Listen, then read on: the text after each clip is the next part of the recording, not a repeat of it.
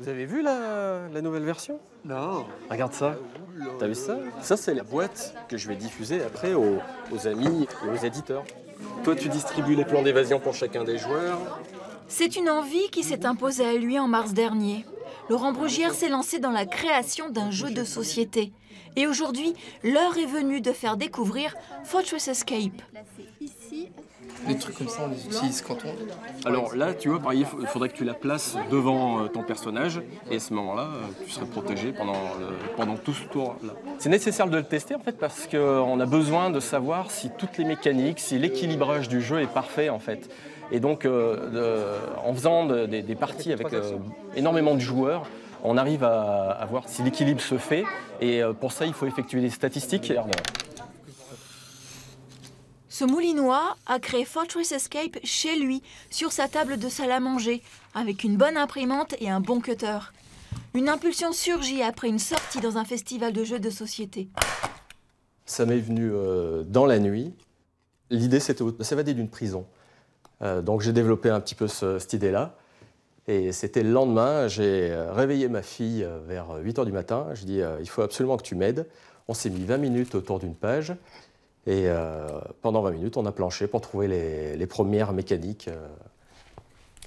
Ce Moulinois est graphiste, concepteur de sites web, ça aide. Mais n'importe qui passionné par les jeux peut se lancer. Alors le verre, il démarre. La première action, il avance. La deuxième action, il va neutraliser un garde. Être auteur de jeu, je pense que c'est à la portée de tout le monde. C'est comme un objectif, il faut s'y tenir, il faut aller jusqu'au bout. Et puis il faut le pratiquer, surtout il faut le faire jouer. Je crois que c'est le secret. À la salle des fêtes de Moulins, les passionnés de jeux se réunissent un vendredi soir par mois. Laurent Brugière y teste la 15e version de Fortress Escape. Cette famille est justement en quête de découverte. Peut-être d'autres joueurs, s'ils le veulent. Ah bah oui, t'es juste là.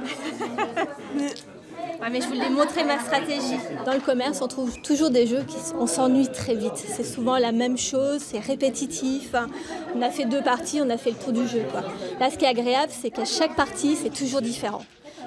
Le plateau de jeu n'est jamais le même. La façon de jouer n'est jamais la même. La stratégie est jamais la même. Donc de préférence, celui-là, on regarde.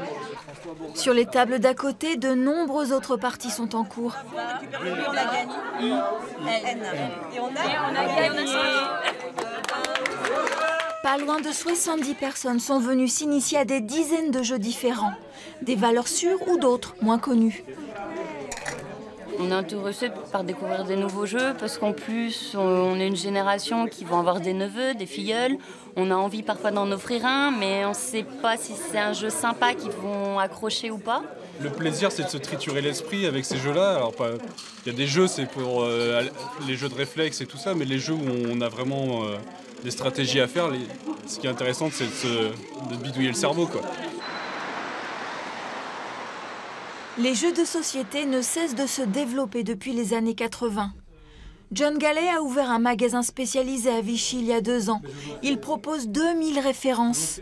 700 jeux nouveaux sortent chaque année. De plus en plus, j'ai des gens qui viennent me voir en disant voilà, mon enfant est sur la tablette toute la journée, qu'est-ce que vous avez pour qu'on puisse tout jouer ensemble, avoir une activité ensemble? Et là, du coup, on propose, on montre. Alors la particularité de la boutique, c'est d'avoir presque tout ouvert. On vous montre le matériel, on vous explique comment ça tourne, et puis si ça vous plaît, vous savez au moins où vous allez, vous n'êtes pas déçus. Dans l'arrière-boutique, des joueurs qui viennent parfois de Clermont se retrouvent pour se plonger pendant des heures dans des univers fantastiques et un peu obscurs. Je vais poser une montagne. Je pose une plaine, pierre de grave corrompue. Elle arrive sur le champ de bataille engagé. Et je choisis une couleur de mana de mon cimetière. C'est imaginaire d'Heroic Fantasy, j'aime beaucoup. Et du coup, bon, c'est vrai qu'il y a beaucoup plus de jeux de société qui sont basés là-dessus, maintenant. Avec après la démocratisation des films, comme Le Seigneur des Anneaux, ou Le Hobbit, etc.